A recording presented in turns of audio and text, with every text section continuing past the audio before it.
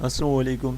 तो स्टूडेंट, हमने previous lecture में ये देखा है कि सॉल्यूशन ऑफ जो डिफरेंशियल इक्वेशन है वो किस तरह का होता है। अब हम बात करते हैं आज के इस लेक्चर में एक्सप्लिसिट और इम्प्लिसिट सॉल्यूशन की बात करते हैं। अब एक्सप्लिसिट और जो इम्प्लिसिट सॉल्यूशन होता है, इन दोनों में ये फ़र्क होता है स्टूडेंट कि आप जब एक डिफरेंशियल इक्वेशन को सॉल्व करते हैं और उसका जो रिज़ल्ट है वो अगर एक्सप्लिसिट आ रहा हो तो हम उसको कहते हैं एक्सप्लिसिट सॉल्यूशन, और अगर वो इम्प्लिसिट आ रहा हो तो इम्प्लिसिट सॉल्यूशन कहते हैं। अभी इस चीज़ को आप कैसे समझेंगे हम ये देखते हैं। इम्प्लिसिट सॉल्यूशन की बात हो रही है यहाँ पे। अब यहाँ पे मैं एक एग्जांपल लेता हूँ ताकि आपको समझ आ जाए कि एक्सप्लिसिट और इम्प्लिसिट सॉल्यूशन में क्या फ़र्क होता है। जैसे कि स्टूडेंट आप देख रहे हैं, the relation X square plus Y square equal to 25 is an implicit solution of differential equation. ये यानी स्टूडेंट ये जो दी हुई इक्वेशन है ये इसमें पुट कर सकते हैं और ये हल हो सकता है। अब स्टूडेंट ये जो सॉल्यूशन है ये इम्प्लिसिट सॉल्यूशन है। अब ये इम्प्लिसिट सॉल्यूशन क्यों है? अब स्टूडेंट आप इसको ये करें कि इसका ग्राफ ड्रा करें। इसका ग्राफ ड्रा किया तो ये एक सर्कल बना है जिसका रेडियस 5 है। तो अब ये सॉल्यूशन जो है स्टूडेंट ये इम्प्लिसिट सॉल्यूशन है। अब कैसे आपको पता चलेगा? आप वर्टिकल लाइन ड्रा करें। आप वर्टिकल लाइन ड्रा करें तो आप देखेंगे कि आपके पास वर्टिकल लाइन के ऊपर एक ही वर्टिकल लाइन को दो जगहों से कट किया जाएगा। क्या मतलब है इसका स्टूडेंट? जैसे आप देख रहे हैं ना, ये वाई एक्सिस दो जगहों से कट हो रहा है, एक इस जगह से और एक इस जगह से।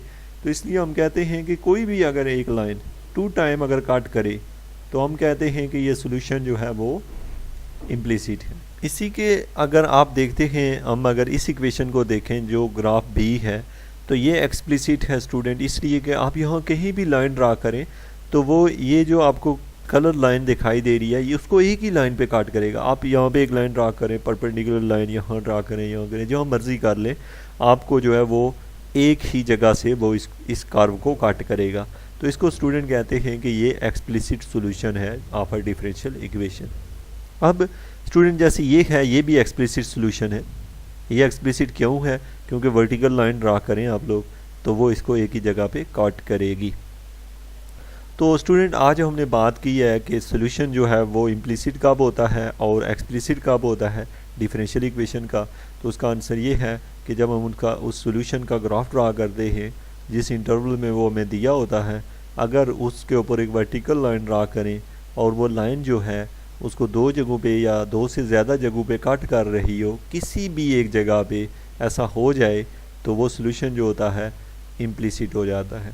और अगर ऑल पॉइंट के ऊपर अगर वर्टिकल लाइन ड्रा की जाए और कोई भी ऐसी जगह ना आए जहाँ पे वो वर्टिकल लाइन उसको दो जगहों पे काट करे तो उसको स्टूडेंट एक्सप्लिसिट सॉल्यूशन कहते हैं।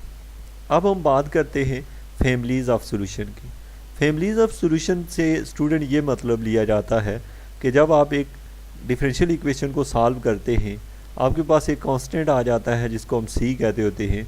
वो सी जो है उसकी वैल्यू चेंज करने से एक ही इक्वेशन के डिफरेंट सॉल्यूशन बन जाते हैं।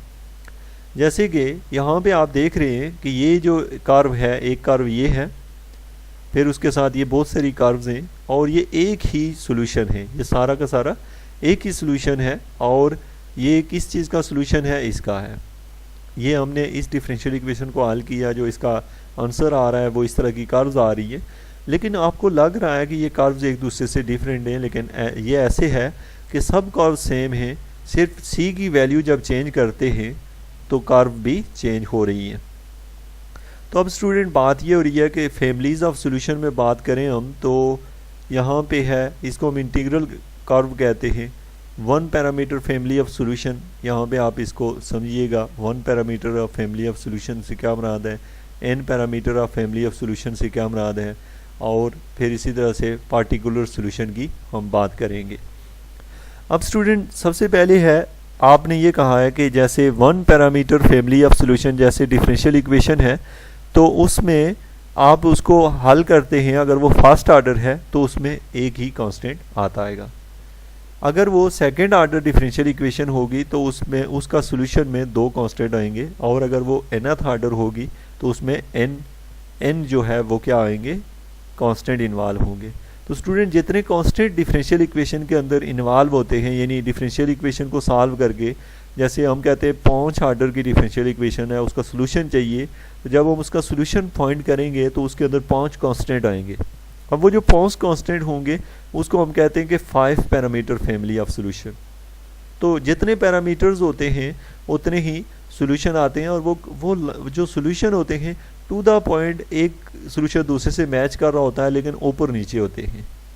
अब दूसरी बात ये कि स्टूडेंट आपने कहा पार्टिकुलर सोल्यूशन की हम बात करें, a solution of differential equation that free from arbitrary parameter is called a particular solution.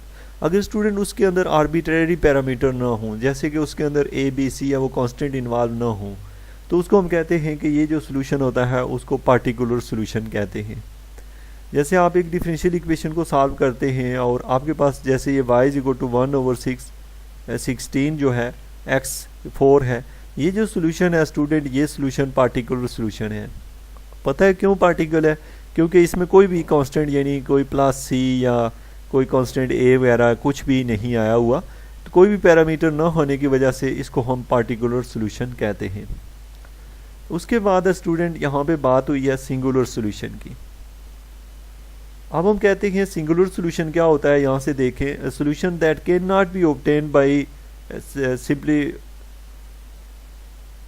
specializing of any parameter in the family of the solution such as extra solution is called a singular solution।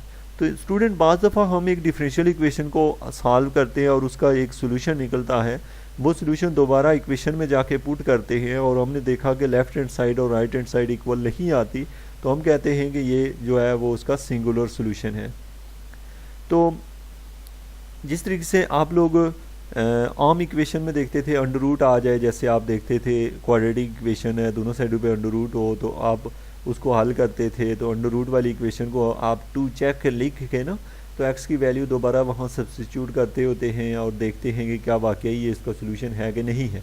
तो इसी तरीके से differential equation में भी हम जब differential equation को solve करते हैं, जो रिज़ल्ट आता है उसको दोबारा इक्वेशन में पुट करते हैं जो उसी इक्वेशन में, और अगर वो इक्वेशन सेटिस्फाई न हो रही हो तो उसको हम सिंगुलर सोल्यूशन कहते हैं, जिसका दूसरे अल्फाज में हम कहते हैं एन एक्स्ट्रा सोल्यूशन। तो अब स्टूडेंट आपका ये आज का जो लेक्चर था, इसमें हमने सीखा है कि एक्सप्लिसिट और implicit solution of differential equation क्या होता है। दूसरा क्वेश्चन था कि सोल्यूशन जो है वो कैसे वेरीफाई करते हैं, तो आप ये कहेंगे कि हम एक कर्व ड्रा करते हैं और इस तरह ऊपर एक वर्टिकल लाइन ड्रा करते हैं, अगर 2 जगहों से कट करता हो तो वो सोल्यूशन जो होता है 2 जगहों या 2 से ज़्यादा कट करे तो वो इम्प्लिसिट होता है, और अगर एक ही जगह पे कट करे तो वो एक्सप्लिसिट होता है। तीसरा है आपका है फैमिलीज़ ऑफ सोल्यूशन की बात की, और फैमिलीज़ ऑफ सोल्यूशन में आपने ये कहा कि जब डिफरेंशियल इक्वेशन को सॉल्व करते हैं तो जितने ऑर्डर की डिफरेंशियल इक्वेशन होगी उतने ही उसके अंदर पैरामीटर्स आएंगे, तो उसको उतने ही पैरामीटर की इसका सोल्यूशन भी कहते हैं। फिर हमने बात की स्टूडेंट सिंगुलर सोल्यूशन। हमने कहा कि एक डिफरेंशियल इक्वेशन है उसको हमने हल किया, हल करने के बाद उसके अंदर जो रिज़ल्ट आया उस रिज़ल्ट को दोबारा जाके डिफरेंशियल इक्वेशन में पुट किया तो लेफ़्ट हैंड साइड और राइट हैंड साइड इक्वल नहीं आ पाती, उसको हम लोग सिंगुलर सोल्यूशन कहते हैं या उसको एक्स्ट्रा सोल्यूशन भी कहते हैं। होप सो के स्टूडेंट आपने आज के इस लेक्चर को अंडरस्टैंड किया होगा। इंशाल्लाह हम लोग नेक्स्ट लेक्चर में मिलेंगे और अपनी डिफरेंशियल इक्वेशन के कोर्स को कंटिन्यू करेंगे। Thank you very much for watching education for all.